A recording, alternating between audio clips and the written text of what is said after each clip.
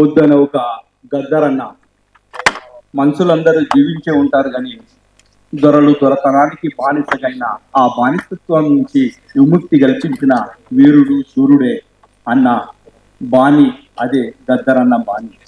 మరి గద్దరన్న పేరుతోటి ఇలా ఎంతో పెద్ద కార్యక్రమాలు జరుగుతున్నాయి. మరి ఆయన యాదిలో ఏదైతే అవార్డులు కూడా ఇస్తున్నారో ఆ అవార్డులు కూడా ఇస్తున్నారు అని అంటే ఈ దేశంలో పేదరికం, దోపిడితనం మరి ఇవన్నీ పోయినట్టేనా?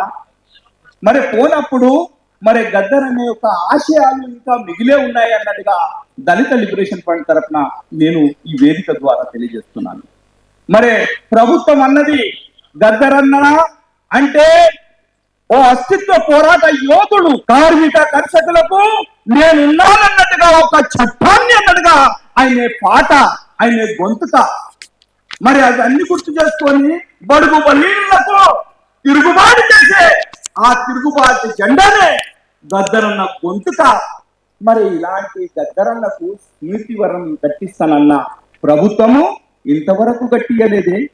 3 కోట్ల రూపాయలు ఇస్తాన్న దాన్ని ఇంతవరకు ప్రకటించింది కానీ ఇంతవరకు చేయలేదే. ఈ ప్రభుత్వం ఇప్పటికైనా కానీ సోయి తీసుకొచ్చుకొని గద్దరన్నను గుర్తు చేసుకొని, మరి గద్దరన్న అంటేనే తిరుగుబాటు, గద్దరన్న అంటేనే పీడిత ప్రజలకు బాసట, భరోసా. మరి కార్మిక కర్షకులకు రాజ్యాంగబద్ధంగా 8 గంటల పని దినాన్ని ఇలా 15 నుంచి 16 గంటలు తీసుకుపోతున్నారు.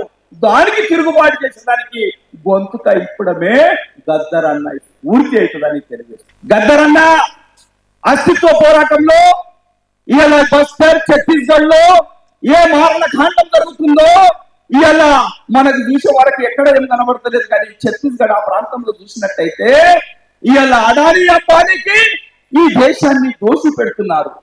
మరి దానికి తిరుగుబాటు చేసినప్పుడే, దాని మీద మాట్లాడినప్పుడే గద్దరన్న వారసులమవుతామని దళిత లిబరేషన్ ఫండ్ తరఫున తెలియజేస్తున్నాను. ప్రజలు ప్రజాస్వామ్యం నిలబడాలనే గద్దరన్న ఒక కర్ర పట్టుకొని కర్రకు ఓ బట్ట, ఆ బట్ట ద్వారా చెప్పేది అందరు సమానంగా ఉండాలి అంటే అస్తిత్వ పోరాటానికి అందరు జై జైలు కొట్టాలి. ప్రజల గురించి మాట్లాడేటోడు, ప్రజల గురించి పాడేటోడు, ప్రజల గురించి ఉద్యమం చేసేటోడు వాణ్ణి గెలిపించకుండా పైసల్లోని దగులు బాజుని, వారి ఇంట్లో ఎవరి మీద అత్యాచారం జరగది, వాని దోపిడికి వాడు గుడుగాడు, వాణ్ణి గెలిపేయడం అన్నదే.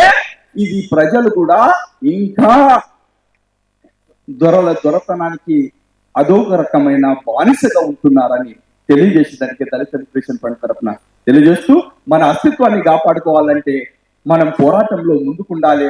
గద్దరన్న మన అస్తిత్వాన్ని నిలబెట్టడానికి ప్రతిసారి ఆయన గొంతుక ప్రజలలో చైతన్యం తీసుకొచ్చారు.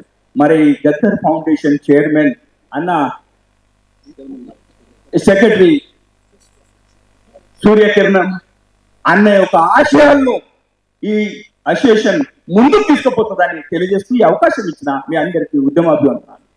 జోహార్ గద్దరన్న, జై తెలంగాణ. ప్రజాస్వామ్య తెలంగాణకై తెలంగాణ ప్రజాఫ్రంట్ ఏర్పడ్డది.